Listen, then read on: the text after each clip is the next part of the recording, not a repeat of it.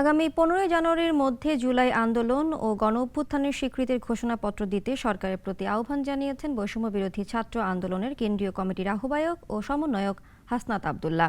বিকালে কুমিল্লা নগরীতে জুলাই বিপ্লবের ঘোষণাপত্রের সমর্থনে জনসংযোগের সময় কুমিল্লা টাউন হল মাঠে সাংবাদিকদের প্রশ্নের জবাবে তিনি একথা বলেন।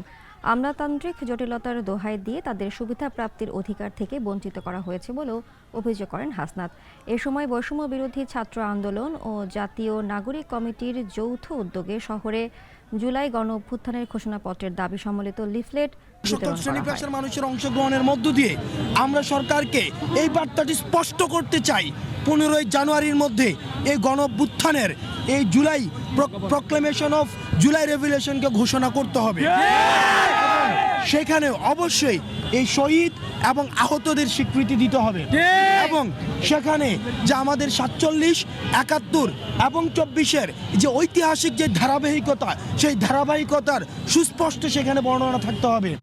কোটি কোটি মানুষের ভালোবাসায় ফ্রিজ, টিভি এবং এসিতে দেশের 1 নম্বর ব্র্যান্ড ওয়ালটন।